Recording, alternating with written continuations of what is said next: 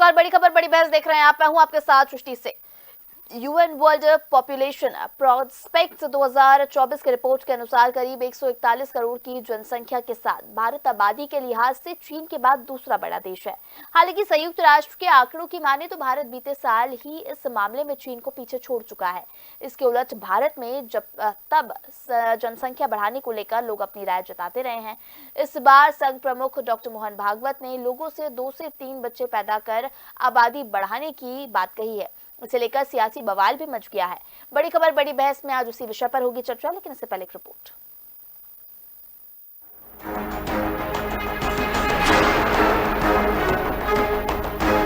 संघ प्रमुख भागवत का बड़ा बयान, हर जोड़े के हो 2 से 3 बच्चे, कम आबादी से समाज पर संकट, 2.1 से कम प्रजनन दर से नुकसान, भारत में तेजी से बढ़ रही बुजुर्ग आबादी। नागपुर में आयोजित एक कार्यक्रम में संघ प्रमुख डॉक्टर मोहन भागवत ने देश की घटती आबादी को लेकर चिंता जताई। उन्होंने कहा, आधुनिक जनसंख्या विज्ञान कहता है कि जब किसी समाज की प्रजनन दर 2.1 से नीचे चली जाती है तो कोई परेशानी न होने पर भी वो धरती से लुप्त हो जाता है। इस तरह कई भाषाएं और समाज नष्ट हो चुके हैं। ऐसे में हर जोड़े को कम से कम 2 या 3 बच्चों के स्तर को बनाए रखना चाहिए। भागवत के बयान के बाद सियासी संग्राम शुरू हो गया है। कांग्रेस और एआईएमआईएम में उनके बयान पर सवाल उठाए गए हैं। उन्होंने जनसंख्या नीति को जागरूकता का जरिया बताते हुए कहा कि यह संतुलित विकास और भविष्य के लिए संसाधनों की उपलब्धता सुनिश्चित करने का मार्ग है। भागवत ने इस पर भी जोर दिया कि जनसंख्या में गिरावट सिर्फ आर्थिक नहीं बल्कि सामाजिक और सांस्कृतिक नुकसान का कारण भी बन सकती है। उन्होंने देश की स्थिरता और प्रगति के लिए अधिक आबादी पर जोर दिया। संघ प्रमुख डॉक्टर मोहन भागवत का बयान, संतुलन के लिए प्रजनन दर 2.1 जरूरी, प्रजनन दर घटने से समाज पर संकट, इतिहास गवाह, संस्कृति भाषाएं हुई लुप्त, प्रगति के लिए आबादी बढ़ाना है जरूरी, हर जोड़े के होने चाहिए 2 से 3 बच्चे। संघ प्रमुख का बयान ऐसे समय आया जब देश में जनसंख्या कानून लाने की मांग उठ रही है। इस बयान को लेकर देश में फिर बहस छिड़ सकती है। कुछ लोगों का मानना है कि भारत में जनसंख्या विस्फोट हो चुका है, ऐसे में ज्यादा बच्चे ठीक नहीं। हिंदुओं के एक वर्ग का कहना है कि मुस्लिम आबादी तेजी से बढ़ रही है, ऐसे में हिंदुओं को ज्यादा बच्चे पैदा करने चाहिए। देश की औसत प्रजनन दर 2 है, जबकि अन्य राज्यों में ये अलग अलग है। राज्य और उनके प्रजनन दर की बात करें तो बिहार में 3, मेघालय में 2.9, उत्तर प्रदेश में 2.4, झारखंड में 2.3, मणिपुर में 2.2, राजस्थान में 2 और मध्य प्रदेश में भी 2। आबादी बढ़ाने की बात कई साधु संत भी कहते रहे हैं। राज्यों की बात करें तो आंध्र प्रदेश सरकार ने घटती प्रजनन दर पर खासा चिंता जताई है। यही नहीं, आंध्र की चंद्रबाबू नायडू सरकार प्रजनन दर बढ़ाने के लिए कानून में बदलाव कर रही है। इसके तहत 2 या 3 बच्चों से कम बच्चे होने पर चुनाव लड़ने से रोका जाएगा। आंध्र के मुख्यमंत्री कह चुके हैं कि देश में फर्टिलिटी रेट 2.1 है, जबकि आंध्र में 1.6 है। उन्होंने चेतावनी दी कि अगर यही जारी रहा तो 2047 तक आंध्र में बुजुर्गों की आबादी बहुत होगी, इसलिए हमें अभी से इस पर काम करना होगा। दक्षिण में प्रजनन दर औसत से कम, आंध्र प्रदेश में प्रजनन दर सिर्फ 1.6। दक्षिण में बढ़ रही बुजुर्गों की आबादी, आंध्र प्रदेश में कानून बनाने की तैयारी। एक ही बच्चा तो नहीं लड़ सकेंगे चुनाव, 2047 तक आंध्र में होंगे ज्यादा बुजुर्ग। केंद्र सरकार की यूथ इन इंडिया 2022 रिपोर्ट बताती है कि भारत में बुजुर्ग आबादी बढ़ रही है। इसमें अनुमान लगाया गया था कि 2036 तक भारत की आबादी में युवाओं की हिस्सेदारी घटकर 22.7% पर आ जाएगी। पिछले साल संयुक्त राष्ट्र ने इंडिया एजिंग रिपोर्ट 2023 जारी की थी। इस रिपोर्ट में कहा गया था कि 2050 तक भारत की आबादी में 20.8% हिस्सेदारी बुजुर्गों की होगी। बुजुर्ग यानी जिनकी उम्र 60 साल या उससे ज्यादा होगी। इसका मतलब हुआ कि 2050 तक भारत में हर 100 में से 21 लोग बूढ़े होंगे। रिपोर्ट में कहा गया कि 2010 के बाद से भारत में बुजुर्गों की आबादी तेजी से बढ़ी है। वहीं 15 साल से कम उम्र के लोगों की आबादी में भी हिस्सेदारी घटी है। भारत में बढ़ रही बुजुर्ग आबादी, 2036 तक युवा सिर्फ 22.7% होंगे। 2050 तक 20.8% हिस्सेदारी बुजुर्गों की। 2001 के बाद से बढ़ी बुजुर्गों की आबादी। 2011 से 2021 के बीच 35.5% दर से वृद्धि। 2021 से 2031 में वृद्धि दर 40% होगा।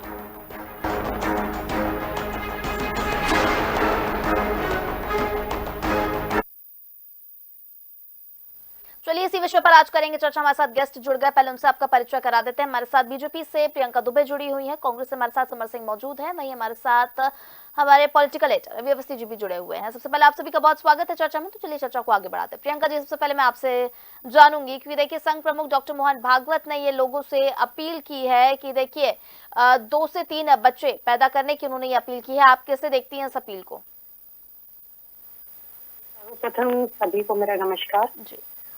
आप लोग के माध्यम से वैसे ये जो बात अगर हमारे सामने आई है, समक्ष जो रखी गई है, हमारे पूज्य परम पूज्य संघ चालक जी जो इस विषय को रखे हैं, तो अगर फर्टिलिटी रेट का अगर उन्होंने एनालिसिस किया है, और संघ जो है वो सदैव सांस्कृतिक, सामाजिक, पर्यावरण और संवर्धन के विषयों को हमेशा उठाता रहा। उनका अपना एक खुद का एक एनालिसिस होता है, सर्वे होता है, और जन जागरण के काम वो सदैव करते रहते हैं। अपने आप में वो सांस्कृतिक और एक सामाजिक संस्थान है। उनके खुद के अपने जो है जन जागरण करने के माध्यम होते हैं, और उनके माध्यम से संघ हमेशा जमीनी स्तर पे कार्य करता रहता है। उनका अगर इस प्रकार का अध्ययन और एक एनालिसिस आया है, जिसको अगर हम बात करें तो साइंटिफिकली भी उस चीज को माना गया है, और आंध्र में भी जिसे बताया गया, या और भी क्षेत्र की अगर हम बात करें बिहार और मिजोरम, मध्य प्रदेश, अलग अलग जगह करके हमने एनालिसिस देखी है। तो अगर उन्होंने अपना कुछ विषय रखा है, तो वो अपने एक शोध के अनुसार, अपने एक सर्वे के अनुसार उन्होंने उस विषय को सामने लाए, और अपील जो उन्होंने करी है, तो ये निश्चित है कि हमने ऐसी बहुत सी संस्कृतियां देख ली जो कि हमारे ही विश्व पटल पर थी, और धीरे धीरे धीरे वो उनका जो कि कोई अनुयायी नहीं रहा, कोई प्रवर्तक नहीं रहा, तो वो धीरे धीरे जो है प्रथाएं और जो उनके सांस्कृतिक मापदंड से वो खत्म होते चले गए, या फिर वो विलुप्त ही हो गए। तो इस प्रकार की चीजों को लेकर के वो अपने आप में एक सचेत करने वाला विषय उन्होंने रखा है। अब उसे जनता किस रूप में लेती है, किस प्रकार से उसका अनुसरण कर सकती है, करेगी अथवा नहीं करेगी, ये जनता का खुद का विवेक होता है। देश काल परिस्थिति अनुसार वो अपना निर्णय ले सकती है, परंतु जो सचेत करने का संघ का कार्य होता है, जन जागरण का जो काम संघ का होता है, वही माननीय संघ चालक जी ने किया है, और उन्होंने अपना विषय रखा है। अब ये जमीनी स्तर पर कितना पहुंच पाता है, ये उनके लोगों की मनस्थिति है, और संघ की खुद की तटस्थता है कि वो उसको कितना अप्लाई करवा पाते हैं। आप कैसे देखती है प्रियंका जी इसको? ये तो आप ये कह रही हैं कि देखिए उन्होंने ये फैसला लिया है तो सोच समझ के लिया होगा, तो वो बातें हो गई, लेकिन आप इसको कैसे देखती है? प्रजनन दर पर जो उन्होंने चिंता जताई है कि इसमें देखिए गिरावट दर्ज की जा रही है, इन तमाम बातों को आप कैसे देखती हैं? सृष्टि बहन, इसका एक वैज्ञानिक कारण और भी है। जैसे अगर हम बात करें शिक्षा की दृष्टि से देखते हैं, तो बच्चे अपनी शिक्षा कंप्लीट करते करते 20-22 साल तक लगभग पहुंच जाते थे। कैरियर एस्टेब्लिशमेंट और भी अचीवमेंट्स रहते हैं बच्चों के, उनको कंप्लीट करते हुए 25-26 से ऊपर क्रॉस कर पाना। तो धीरे धीरे जिस टाइप से महिला की अगर हम बात करें स्पेशली, और पुरुषों की भी बात करते हैं, फर्टिलिटी रेट का जो है वो उसके ऊपर इफेक्ट करता है। ये साइंटिफिकली 30 साल के बाद में अगर हम महिलाओं की भी बात करें तो फर्टिलिटी के ऊपर प्रॉब्लम आती है, ये साइंटिफिकली है और सभी के साथ होता है। उसके बाद में उनका आगे बच्चे का भविष्य 18 साल तक का सुरक्षित करना, मतलब 30 साल में अगर व्यक्ति शादी कर रहा है, उसके बाद बच्चे होना, और उसके बाद में उन बच्चों का भी कैरियर सोचना, क्योंकि आगे भविष्य की प्लानिंग करके ही हर इंसान इस प्रकार की चीजों के निर्णय निकालता है। तो सारी चीजों को कैलकुलेट करके चलें तो उस हिसाब से देखा जाए। और अगर सामाजिक न्याय की अगर हम बात करते हैं, जिसमें अगर हम कहें आज हम लोग बुआ मौसी सभी रिश्तों को देख रहे हैं, चाचा है, चाची है, ताई है, ताऊजी वगैरह है, अगर हम एक सिंगल चाइल्ड के ऊपर आ जाएंगे तो कहीं ना कहीं ये सामाजिक न्याय भी गड़बड़ होगा। और उसके लिए जरूरी है, अगर हम बात करें हमारा जो देश है स्पेशली भावनाओं या दूसरी जगह भी अगर हम बात करते हैं, तो भावनाओं से बहुत ज्यादा व्यक्ति मानव संवेदनाओं से जुड़ा हुआ इंसान है, सामाजिक ढांचे से जुड़ा हुआ इंसान है। तो अगर उस लिहाज से भी अगर हम देखें तो मेरा भी और सरकार का भी ये मानना पड़ता है सभी को कि एटलीस्ट 1 से 2 चाइल्ड होना। और हम ये नहीं कह सकते कि भविष्य के गर्त में क्या परिस्थितियां बनी हुई है। अभी मैं खुद भी अगर बात करूं तो अभी हमने एक देखा था कि प्रोड्यूसर थे, उनकी बिटिया एक अकेली बच्ची थी और वो शायद कैंसर के कारण डेथ हो गई। तो इमोशनल ब्रेकडाउन भी जो पेरेंट्स के साथ में उस समय होता है, जिनके सिंगल चाइल्ड होते हैं, वो भी बहुत बड़ी तकलीफ देने वाली स्थिति बन जाती है। तो अगर सामाजिक न्याय के हिसाब से भी अगर हम बात करते हैं तो 1 से 2 बच्चे होना सामाजिक दृष्टिकोण से और रिश्तों के हिसाब से भी भावनात्मक दृष्टिकोण से भी अगर देखा जाए तो उचित। जी ठीक है प्रियंका जी, संतुष्ट हूँ मैं आपकी बात से, क्योंकि आपने महिलाओं का भी पक्ष रखा कि देखिए उनको भी ये तकलीफें जो आती हैं उनकी भी आपने तकलीफों को जाहिर किया, और उसके बाद जो समाज की भी आपने बात की है। तो ठीक है, चलिए इसी बात को मैं समर जी से समझ लेती हूँ, वो भी हमारे साथ जुड़े हुए हैं। समर जी, मैं आपसे जानूंगी, मोहन भागवत ने जो ये पहल की है, इससे पहले भी बहुत सारे नेता इसकी पहल कर चुके हैं, और कई सारे साधु संतों को भी हमने देखा है ऐसी पहल करते हुए, कि उन्होंने भी कहा है कि 2 से 3 बच्चे पैदा करना जरूरी है, और फर्टिलिटी रेट लगातार इसमें गिरावट दर्ज की जा रही है। आप कैसे देखते हैं इस अपील को, और आपकी क्या प्रतिक्रिया है? देखिए, ये तो बड़ी हास्यास्पद बात है, और जिनको साइंस का नॉलेज नहीं है वो साइंस के विषय में अगर बात करेंगे तो मुझे लगता है कि अर्थ का अनर्थ होगा और देश गर्त में ही जाता जाएगा जैसे अभी जा रहा है। आप देखिए कि भारत की जो कुल क्षेत्रफल था 32-87 लाख वर्ग किलोमीटर हुआ करता था आजादी के समय, जब 35 करोड़ जो है जनसंख्या हमारी थी। आज हमारी जनसंख्या हो गई 1 अरब 41 करोड़ के आसपास। आप देखिए, भारतीय जनता पार्टी के नेताओं से पूछना चाहिए पहले कि अगर जनसंख्या बढ़ाते हैं तो उनको खिलाओगे क्या? आपको बता दूं, फूड एडल्ट्रेशन भारत के अंदर इतना बड़ा खतरा हो गया है, युवाओं को हार्ट अटैक हो रहे हैं, 8-8 साल की बच्चियों को मासिक धर्म की समस्या शुरू हो रही है, ये फूड एडल्ट्रेशन कारण हो रही है। एक रिपोर्ट के अनुसार बताऊंगा कि दिल्ली के अंदर, दिल्ली शहर में जितने दूध की आवश्यकता होती है, उतना पूरा जो दूध है वो आसपास के 250 किलोमीटर में नहीं होता है। तो इसका मतलब यह है कि दिल्ली के अंदर जो है फूड जो दूध में मिलावट होती है। हमने कई वीडियो देखे जिसके अंदर मावा जो है नकली बन रहा है, घी नकली बन रहा है। इस सब की जो समस्या है ये इंसान के जीवन के ऊपर बहुत बड़ा एक असर कर रही है। तो ये हमको देखना चाहिए। भारतीय जनता पार्टी के नेताओं को मुंह चलाने में कुछ नहीं जाता है, इनको सिर्फ आके बोलना है कि जनसंख्या बढ़ाओ। अरे क्या कराओगे जनसंख्या बढ़ाकर? नौकरियां दे रहे हो आप, रोजगार दे पा रहे हो आप, शिक्षा दे पा रहे हो आप, स्वास्थ्य दे पा रहे हो? पहले ये दो, तब तो जनसंख्या बढ़ाएंगे। इनको कुछ नहीं है, इनको इनके जैसे ही लोगों की आवश्यकता है जो कि अनपढ़ हो, जाहिल हो। आप एक बात बताइए कि जब अगर जनसंख्या बढ़ रही है तो उसके हिसाब से हमारे पास में एजुकेशन सिस्टम है क्या? आप जनसंख्या बढ़ा देंगे तो उसके बाद में आप जो हेल्थ केयर के लिए आपके पास में सिस्टम है क्या? कुछ भी नहीं है। कॉलेजेस के अंदर एंट्री नहीं हो रही है, कॉलेजेस के अंदर सीटें जो है वो फुल हो गई है। यहाँ पर एक नौकरी, मैं बताना चाहूंगा, मध्य प्रदेश के एक जिले के अंदर 10 चपरासियों भ्रत्यों की जो है वैकेंसी निकलती है, उसके अंदर 15,000 से ऊपर जो है आवेदन आते हैं, उसके अंदर एमटेक, पीएचडी और एमफिल वाले लोग आ रहे हैं। ये तो स्थिति भारत के अंदर हो चुकी है रोजगार की। इन लोगों ने किया क्या है भारत के लिए, ये बताएं। अब ये बोल रहे हैं जनसंख्या बढ़ाओ, जनसंख्या बढ़ाओ, हिंदू मुस्लिम करो, एक दूसरे का खून पियो, रोड के ऊपर कत्लेआम होगा और इनको वोट मिलते रहेंगे। तो भारत की जो जनसंख्या है पहले से विस्फोट हो चुका है और एक खतरनाक स्तर तक पहुंच चुकी है। आप देखिए, आज से पहले जब आप रोड पे निकलते थे तो शांति हुआ करती थी, गाड़ी के इतने जो ज्यादा शोर नहीं हुआ करता था, और जो पॉपुलेशन है it is directly proportional to the pollution. जितनी पॉपुलेशन होगी उतना कार्बन जो है वो कार्बन डाइऑक्साइड का एमिशन ज्यादा होगा। जितनी पॉपुलेशन होगी उतने सभी प्रकार के जो पॉल्यूशन, मृदा से लेकर तो ध्वनि से लेकर तो हर प्रकार का जो पॉल्यूशन बढ़ेगा।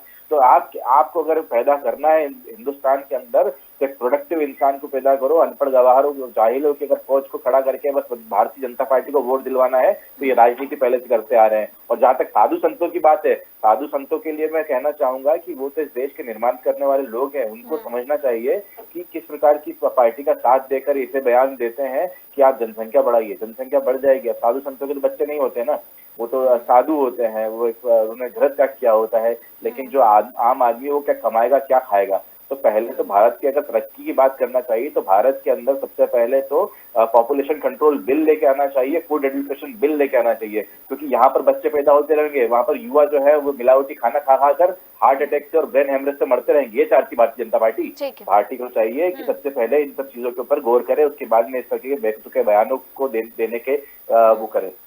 ठीक है समर जी, मैंने आपके आरोपों को सुना। प्रियंका जी, आप इस पर क्या कहेंगे? एक छोटी सी टिप्पणी दे दीजिए, क्योंकि उन्होंने कहा है कि जब तक सुविधाएं मुहैया नहीं कराएंगे तब तक जनसंख्या बढ़ाने से क्या होगा। उन्होंने कहा क्योंकि नौकरियों की अगर उन्होंने जिक्र किया तो ये तो ठीक बात भी है कहीं ना कहीं, क्योंकि देखिए सरकारी नौकरियां जहां पर एक नौकरी के पीछे पहले 4 उम्मीदवार होते थे, अब उसी एक नौकरी के लिए कहीं ना कहीं 30-40 उम्मीदवार हैं। तो ये सब जो सुविधाएं पैदा होंगी, यानी जनसंख्या अगर बढ़ाई जाती, ठीक है, आपने जो एक मेंटल ब्रेकडाउन की बात की, मैं उससे सहमत हूँ कि पहले जहाँ पे आजकल जो सिंगल बच्चे होते हैं, सिंगल चाइल्ड होते हैं, उनमें कहीं ना कहीं डिप्रेशन, एंजाइटी, इस तरह की प्रॉब्लम्स जो है ज्यादा देखने को मिल रही हैं। लेकिन कहीं ना कहीं अगर ये स्वास्थ्य, एजुकेशन और नौकरियां, ये जो बेसिक नीड्स है, अगर ये नहीं मिलेगी तो फिर कैसे चलेगा? और महंगाई अगर इतनी बढ़ रही है तो 3 बच्चों को पालना एक परिवार के लिए कितनी बड़ी चुनौती हो जाएगी।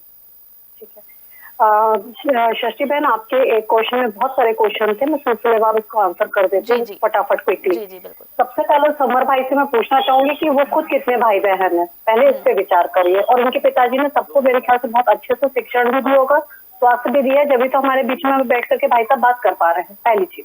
और वो भी उस समय पे जब हम भुखमरी जैसे दौर को आजादी के बाद भुगत चुके थे, उसके बाद की अगर मैं बात करती हूँ तो ठीक है। अब दूसरी बात जो इन्होंने कहा, तो ये तो खुद इनके मंच पे से कहते हैं कि जिसकी जितनी हिस्सेदारी उसकी उतनी भागीदारी। तो फिर आपका एक तबका कहता है हम दो हमारे दो, और एक तबका कहता है हम दो हमारे 100। तो आप लोग किस विचारधारा के साथ है, पहले ये बताइए, उसको स्पष्ट करिए कि आप लोग क्या कहना चाहते हैं। या तो आप ये नियम हटाइए कि जिसकी जितनी हिस्सेदारी उसकी उतनी भागीदारी। आप लोग तो ये नारा भी लेकर के आए, तो उस हिसाब से तो फिर हर व्यक्ति अपनी भागीदारी की लड़ाई लड़ेगा ना, फिर वो काहे के लिए जनसंख्या नियंत्रण करेगा जी, वहां पे वो काम करेगा। तो वहां पे आपके नेता जो कह रहे हैं, वहां पे समर भाई का स्टेटमेंट मैच नहीं करता। अब आपने कहा स्वास्थ्य की चिंता करना, तो भारत एक भुखमरी के इंडेक्स में, हंगर इंडेक्स की आप बात कर रहे हैं, हंगर इंडेक्स में अगर हम बात करते हैं तो भारत को पाकिस्तान से नीचे रखा गया, लेकिन कटोरा लेके पाकिस्तान खड़ा है। आप लोग को श्रीलंका की स्थिति खराब बताएगी, श्रीलंका की स्थिति आपको मालूम है, बांग्लादेश की स्थिति से हमको खराब बताया गया था, बांग्लादेश के लोग रोहिंग्या को रख करके और आज शरणागत हमारे देश में हो रहे हैं। तो आप लोग पहले एनालिसिस करिए कि कौन से रिपोर्ट्स के ऊपर आपको विश्वास करना है। अब अगर हम बात करते हैं स्वास्थ्य की, तो स्वास्थ्य की जरूर कांग्रेस के समय चिंता करना बहुत बड़ी बात है, जहाँ पे प्रसव ही जो है वो सड़कों पे हो जाया करते थे, या हम कहें कि बहन बेटियों को ड्रॉप आउट परसेंटेज बहुत हायर था। आज अगर हम बात करते हैं, बिटिया पहले अपना कैरियर के बारे में सोचती है, और उस कैरियर के लिए भी उसको अलग अलग सुविधाएं सरकार भी दे रही है, और वो खुद भी अपनी मंशा से आगे बढ़ रही है, अपने दृढ़ निश्चय से आगे बढ़ रही है। तो उसके हिसाब से अगर हम बात करें, पहले जहां बच्चियां अगर 16 साल 18 साल में ब्याह दी जाती थी, बाल विवाह को आपने प्रमोट करके रखा था, आज वो बाल विवाह खत्म हो गया है। इस कारण आज बच्चे पढ़ाई कर पाती हैं और आगे बढ़ रही हैं। तो फर्टिलिटी वहां पर भी महिलाओं के अगर हम बात करते हैं, बिल्कुल हार्मोन्स के ऊपर परिवर्तन आ रहा है। ये बात मैं बिल्कुल सहमत हूँ कि हार्मोनल चेंजेस आ रहे हैं, लेकिन उन हार्मोनल चेंजेस के साथ कुछ चैलेंजेस को फेस करते हुए हमें कितना किस चीज को एक्सेप्ट करना, इसका निर्णय भी आज जनता लेना सीख चुकी है। परंतु आप लोगों का अगर मैं बात करूं, तो जो इन लोग के विचार होते हैं वो उनके ऊपर लागू नहीं होते जिनकी ये वोट बैंक अपने आप को मानते हैं, जिनके वोट बैंक पे इनका कब्जा है। उन्होंने तो हम एक और हमारे 100 करके रखे हुए हैं, उसके ऊपर आप क्यों नहीं कर पाए नियंत्रण आज तक? वहां पे आपकी जनसंख्या नीति के लिए आप बोलेंगे स्पष्ट तौर पे? उनके लिए नहीं बोलेंगे, मैं आपको ये भी बता दूं। वहां पे इनको अपना वोट बैंक नजर आएगा।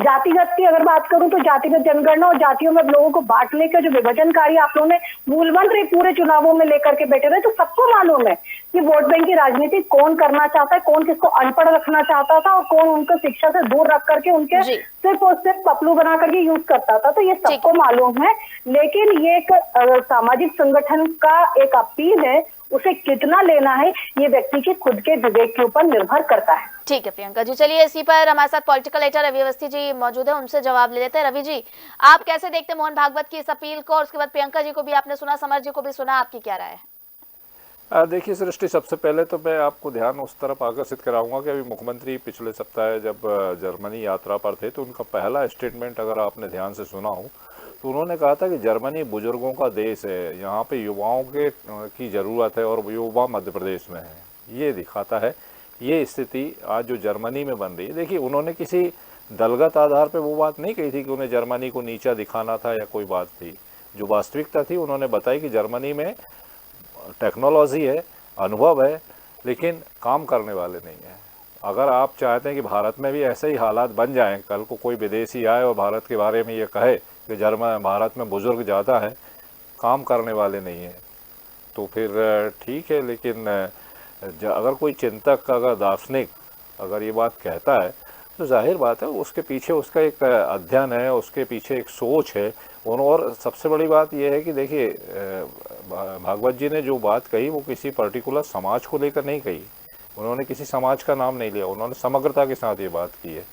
तो केवल इसलिए विरोध करना कि वो आरएसएस से है और उन्होंने ये बात कह दी इसलिए विरोध करना।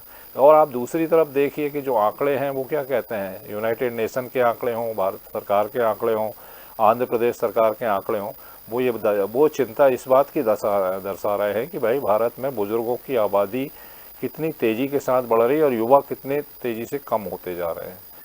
अच्छी बात है कि बुजुर्ग अच्छी जीवन शैली हुई है, अच्छा खान पान हुआ है, स्वास्थ्य सुविधाएं बेहतर हुई है, इसलिए लाइफ रेट बढ़ रहा है, तो अब वो अच्छी बात है। लेकिन साथ में युवा भी तो चाहिए आपको, वरना तो फिर जर्मनी जैसी टिप्पणी कोई और भी नेता आके करेगा भारत के बारे में। तो ये मेरे को लगता है कि इस दिशा में बात करनी चाहिए। निश्चित तौर पर देखिए, आबादी के मामले में हमने पहले भी अपनी रिपोर्ट में बताया कि दूसरे नंबर पर दुनिया में है भारत। स्वाभाविक तौर पर एक आबादी बढ़ना, लेकिन क्षेत्रफल की दृष्टि से देखा जाए हालांकि 7वें स्थान पर है।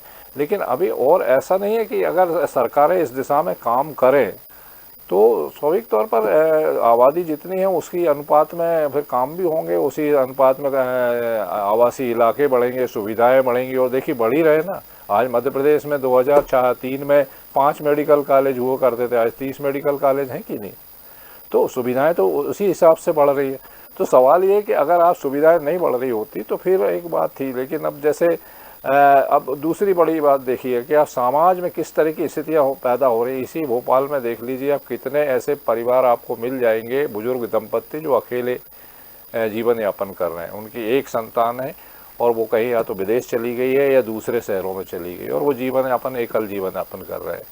तो इस तरह की स्थितियाँ समाज में निर्मित ना हो, भविष्य में इन तमाम चीज़ों को ध्यान में रखते मुझे लगता है कि जो कोई अगर चिंतक, मैंने पहले भी कहा कि चिंतक दार्शनिक है, क्योंकि मैं आप केवल इसलिए नहीं कह सकते कि आप वो एक संगठन विशेष से हैं या संस्था विशेष से है, इसलिए कोई भी ये बात करे, मुझे लगता है कि अगर उसके पीछे सोच अच्छी है, समाज में संतुलन कायम करने की सोच है, और अगर असंतुलन कायम करना है तो फिर तो आप कहते रहिए, इसी तरह विरोध करते रहिए। और फिर अंगीकार तो समाज को करना है ना, तो कोई व्यक्तिगत मामला तो किसी का है नहीं है।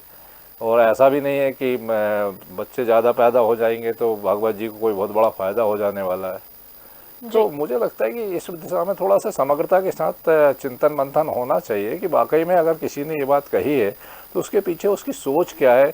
पूरे देश की समग्रता के साथ अगर सामाजिक संतुलन बना रहे, इसको लेके समय समय पे पहले भी महापुरुष चिंता जताते रहे। ऐसा नहीं है कि पहली बार इस देश में, अनादिकाल से इस दिशा में तमाम चिंतन मंथन होते रहा है और उसी दृष्टि से फिर सरकारें जो है वो अपना कार्य योजनाएं बनाती ताकि उसको उस दिशा में काम किया जा सके। ठीक, रवि जी मैं सहमत हूँ आपकी बात से, लेकिन एक और पहलू मैं इसकी तरफ, उस पर भी मैं आपसे थोड़ी सी आपकी प्रतिक्रिया लेना चाहूंगी।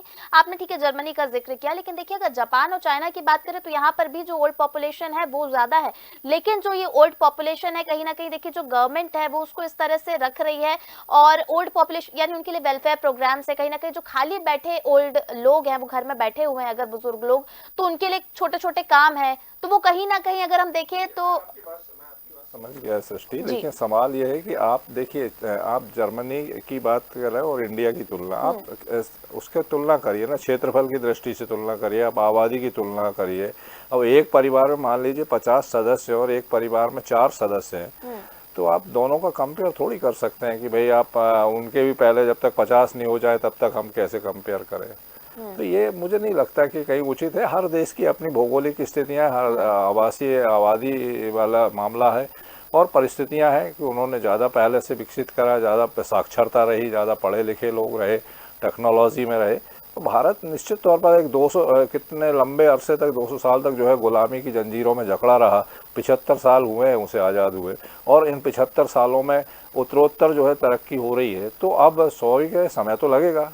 बाकी देश जिनकी बात आप कर रहे हैं वो गुलाम तो नहीं रहे ना। तो भारत ने ये सब भोगा है तो निश्चित तौर पर उसके कहीं ना कहीं समय लगेगा उस चीज़ को सुधरने में। आज अगर आप देख लें मध्य प्रदेश में ही तो साक्षरता के लिए इतने प्रयास हुए बावजूद उसके लीकेज है। ऐसा नहीं है कि लीकेज नहीं है, लेकिन कितना बदलाव आया है। तो स्थितियाँ वही बात है कि मैं निश्चित तौर पर अब अगर पहले मान लीजिए उदाहरण के तौर पे अगर 50 करोड़ लोग थे तो 50 करोड़ के हिसाब से व्यवस्थाएं हो रही थी। आज 141 करोड़ तो 141 करोड़ की व्यवस्था हो रही है ना, कोई भूख से मर तो नहीं रहा ना। जी तो ऐसा नहीं है कि निश्चित तौर पर वो तमाम चीज़ें भी होती है, लेकिन सामाजिक संतुलन भी ज़रूरी है इन सभी चीज़ों के लिहाज से। जी चलिए ठीक है, समर जी आपसे जानूंगे, एक कमेंट दे दीजिए आप। आपको लेना पड़ेगा, आपको हमारा वर्डिक्ट लेना पड़ेगा। लास्ट वर्डिक्ट कांग्रेस देगी, क्योंकि जिस प्रकार से बात इस चैनल के ऊपर हो रही है तो हमें बताना पड़ेगा कि क्या गलत बोला है हमारे वरिष्ठ पत्रकार महोदय ने। पहली बात तो मोहन यादव जो है, मोहन भागवत जी जो है वो कोई दार्शनिक नहीं है। दूसरी बात है उनकी जो भी सोच है वो पॉलिटिकली इक्लेम्ड है, तो वो यहाँ पर बोल रहे हैं। तीसरी बात आपने कही कि भोपाल के अंदर एक दंपत्ति है जो बुजुर्ग है, उनका बच्चा अमेरिका चले गया, तो अमेरिका जाना और बुजुर्ग दंपत्ति का रह जाना is far more better than वो एक दंपत्ति जो है वो अपने 3-3 साल के बच्चों को, 4-4 बच्चों को जहर दे के मार दे भूख के कारण। और आप कह रहे हैं यहाँ पर, मैं वरिष्ठ पत्रकार महोदय को यहाँ पर चैलेंज करता हूँ कि आप बोल रहे हैं कि भूख से कोई नहीं मर रहा है। आपको अगर भूख से मरने वालों का आंकड़ा नहीं तो आपके चैनल पर कल मैं पहुंचा देता हूँ। किस प्रकार की आप असंवेदनशील बातें यहाँ पर कर रहे हैं। यहाँ पर दार्शनिक की बात नहीं, यहाँ पर है कि आपको सरकार की अगर वाहवाही करनी है तो वो बात अलग होती है, लेकिन जो समस्या है भारत के अंदर वो सबसे पहले उसका जो मूल कारण है वो जनसंख्या है, और जनसंख्या के ऊपर हमें अंकुश लगाना पड़ेगा। यहाँ पर फूड एडमिनिस्ट्रेशन पर हमको अंकुश लगाना पड़ेगा, यहाँ पर हमको स्वास्थ्य व्यवस्था, विचार में बात हो रही है, शिक्षा व्यवस्था उसको ठीक करनी होगी। समर जी वो कह रहे हैं कि सामाजिक विचार पर बात हो रही है, सरकार की बात नहीं। सामाजिक विचार तो देश को बर्बाद करने के लिए नहीं होते हैं। देश को बर्बाद करने के लिए सामाजिक विचारों का यहाँ पर कोई स्थान नहीं होगा, क्योंकि इस देश को बनाने में जो समय प्रियंका जी ने जो सवाल करा था उसका उत्तर दे दीजिए कि उस तरफ आप क्यों नहीं बोलते हैं जो 8-8, 10-10 बच्चे पैदा कर रहे हैं। हमने कभी ना किसी, देखिए पहली बात तो यह है कि ना भारतीय जनता पार्टी का वोट बैंक हो सकता है, लेकिन कांग्रेस पार्टी का वोट बैंक पर आ गए। आप सिर्फ ये नहीं बोल सकते कि एक वर्ग विशेष, आप ये नहीं बोल सकते क्योंकि भारतीय जनता आपकी पार्टी के अंदर भी मुस्लिम लोग हैं, इस बात को आप नकार नहीं सकते। आपकी पार्टी के लोगों को भी मुस्लिमों का वोट मिलता है, तो क्या वो आपका वोट बैंक हो गया? आदमी जो वोट देता है वो अपने हिसाब से देता है। और जहां तक बात है, ना तो हमने कभी ये कहा है कि आप बच्चे ज्यादा पैदा कीजिए, और ना ये कभी हम कहेंगे, क्योंकि कांग्रेस पार्टी पढ़े लिखे समझदार लोगों की पार्टी है, जिसको देश से मतलब है, अपनी पॉलिटिकल पार्टी और अपनी सत्ता की भूख से ज्यादा हम देश को मानते हैं, और देश के लिए जो भी उचित रहता है वो हम करेंगे। और कोई भी व्यक्ति ये बोलता है कि कांग्रेस पार्टी अगर जो है वो बोलती है कि 8 बच्चे पैदा करो किसी समाज विशेष को, तो वो झूठा है। जी चलिए ठीक है, प्रियंका जी एक छोटा सा कमेंट आप भी दे दीजिए, फिर उसके बाद चर्चा को विराम देंगे। पहले तो समर जी कंफर्म करें कि जो इनका राष्ट्रीय नेतृत्व कह रहा है कि जिसकी जितनी हिस्सेदारी उसकी उतनी भागीदारी है, किस हिसाब से कह रहा है। ठीक है, इस पर समर जी जल्दी से जवाब दे दीजिए। ठीक है, ये आपने दूसरी बार सवाल किया प्रियंका जी। प्रियंका जी आपने दूसरी बार सवाल किया, एक बार समर जी से इसका जवाब ले लेने दीजिए, उसके बाद मैं आपसे एक कमेंट लूंगी। समर जी जल्दी से। प्रियंका जी 1 मिनट रुक जाइए। जी प्रियंका जी आपके सवाल का जवाब दे रहे हैं, वो 1 मिनट मुझे समय दीजिए। अगर किसी एक समाज के ऊपर नहीं लगा सकते तो आप दूसरे समाज को भी नहीं बोल सकते। ठीक है प्रियंका जी 1 मिनट उनको बोलने दीजिए, मैं आपके पास आऊंगी, आपको कमेंट दूंगी। जी करनी को सुधारिए। जी प्रियंका जी हमको म्यूट करके रख देते हैं, आप उनको म्यूट नहीं करते हैं। जी प्रियंका जी म्यूट कर देते हैं आप। प्रियंका जी 1 मिनट। जी समझ जी जल्दी से अपनी बात रखिए। जी आपकी प्रियंका जी ने कहा कि जिसकी जितनी भागीदारी उसकी हिस्सेदारी, बताना चाहूंगा कि ये उस जाटों के लिए क्या है, जो जाट है, जो गुर्जर है। प्रियंका जी 1 मिनट उनको अपनी बात खत्म कर दीजिए, मैं आपसे लूंगी कमेंट, मैं आपसे लूंगी कमेंट। चिल्लाइए मत प्रियंका जी, ये सुनना है, बस वही तो है। प्रियंका जी आवाज ऊंची करने से कुछ नहीं होगा, मैं आपको दूंगी वक्त, आप बोलिएगा। मैं चाहूंगी पीसीआर की टीम से प्लीज 2 मिनट में प्रियंका जी का ऑडियो डाउन करें। जी समर जी जल्दी से अपने बात रखिए। जिसकी जितनी हिस्सेदारी का मतलब ये था कि जो दलित हमारे भाई हैं उनको जो है शीर्ष पे पहुंचाना है हमें। तो आप देखिए बहुत सारी ऐसी कमिटीज है जहाँ पर कोई दलित नहीं है। जाट लोग, अगर कोई जाट लैंड है या जाट एरिया है कहीं पर, वहां पर उनको हिस्सेदारी नहीं है। गुज्जर जो है, तो हम सभी जातों के लिए बोला है, जैसे मुस्लिम के लिए नहीं बोला, पहली बात। दूसरी बात, प्रियंका जी ने कहा कि हमारे नेताओं ने जो बात कही है, तो इस प्रकार की कोई बयान हमारे नेताओं ने नहीं दिया है। जो हिस्सेदारी की जहाँ तक बात है, ठीक है, आप ही कह रहे हैं कि आपके नेताओं ने बयान नहीं दिया, जो है सभी वर्गों के लिए है। वो सिर्फ मुस्लिम धर्म के लोगों के लिए नहीं, अल्पसंख्यकों के लिए, पूरी जिसके जितने हैं, जहाँ पर ओबीसी ज्यादा है वहाँ पर ओबीसी को मिलना चाहिए, जहाँ पर एससी ज्यादा है वहाँ पर एससी को मिलना चाहिए। जी प्रियंका जी चलिए अपनी बात रख लीजिए। वो कह रहे हैं कि सभी वर्गों के लिए बयान है। मुस्लिमों को कन्वर्टेड करवाया क्यों? वहां पे जनसंख्या आप लोगों ने किस तरीके से करवाई थी, गणना कैसे करवाई, और ओबीसी में आप लोगों ने मुस्लिम्स को क्यों आरक्षित किया, इस पे चर्चा कीजिए फिर। तो फिर अभी चलिए फिलहाल समय का अभाव है तो चर्चा को यहीं विराम देंगे। बिल्कुल मैंने आपके पक्ष को भी सुना, समर जी आपके, प्रियंका जी मैंने आपके भी पक्ष को सुना, तो बिल्कुल कहीं ना कहीं देखिए ये अपील सामने आ रही है कि जो फर्टिलिटी रेट है उसमें गिरावट दर्ज की जा रही है और इस पर आगे समाज में क्या परिवर्तन आता है ये देखने वाली बात होगी। फिलहाल बड़ी खबर बड़ी बहस में इतना ही, मुझे दीजिए इजाजत, आप देखते रहिए डीएनए। नमस्कार।